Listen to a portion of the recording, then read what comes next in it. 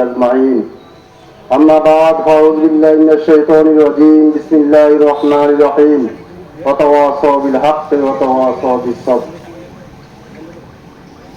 উপস্থিত একতা জনকল্যাণমূলক ফাউন্ডেশন কর্তৃক আয়োজিত আজকের ঈদ পুনর্মিলন অনুষ্ঠানে আপনাদের সবাইকে স্বাগতম। ঈদ মোবারক। তো আজকে ঈদ পুনর্মিলন অনুষ্ঠানে উপস্থিত আছেন রমাগঞ্জ ইউনিয়নের সাবেক সফল চেয়ারম্যান আমার বড় ভাই জনাব জাফর ইকবাল, উপস্থিত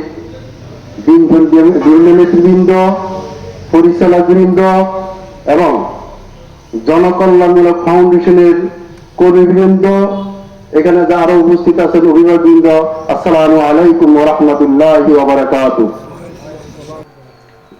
জনকল্যাণমূলক ফাউন্ডেশন একটা ভালো কাজ। আল্লাহ পাক কোরআনে এটাকে বলেছেন ওয়া আমিলুস সালিহাত, নেক আমল করা, সমাজ ও রাষ্ট্রে ভালো ভালো কাজগুলো করা। আর এই সমাজ ও রাষ্ট্রে যারা ভালো ভালো কাজ করে তাদের জন্য জান্নাতের গ্যারান্টি রয়েছে কোরআনে। তো আপনারা যদি এই সমাজ কল্যাণমূলক কাজ করেন, আর যারা সমাজ কল্যাণমূলক কাজ করে তারা নেতৃত্ব আসলে চলে আসতে পারে। কিভাবে?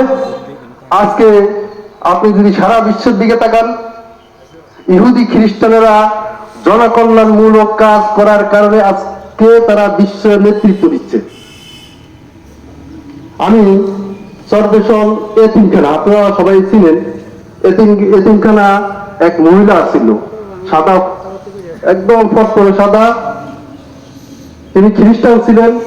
একদিন লক্ষ্য করলাম, আমি সেখানে পড়াশোনা করছি, লক্ষ্য করছি যে এই মহিলা ছোট ছোট বাচ্চাদেরকে হাত পা ধোয়াই দিচ্ছে, খাওয়াইয়া দিচ্ছে, তাদের সাথে ঘুমাইছে।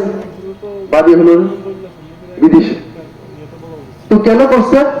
হিসাব করলাম, যদিও তাদের ইমান নাই, অর্থাৎ ইমানের জন্য তাদের হাতে জানাতে হবে না, কিন্তু দুনিয়াতে তাদের সমাজ কল্যাণমূলক কাজ করার কারণে তাদেরকে নেতৃত্ব আসলে নিয়ে আসছে।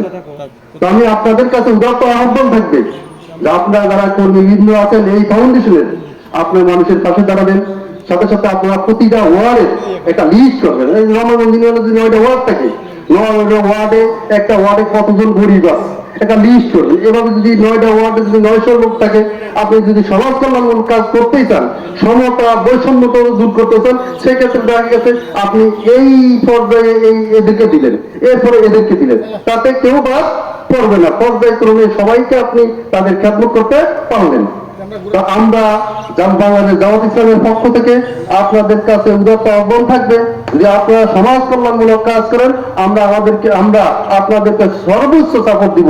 সাথে সাথে বিএনপি তো আছে, আমাদের বড় ভাই তো আছে, তো বিএনপির পক্ষ থেকে আপনাদেরকে সাপোর্ট দিবে। এই বলে আমি আমার বক্তব্য শেষ করছি।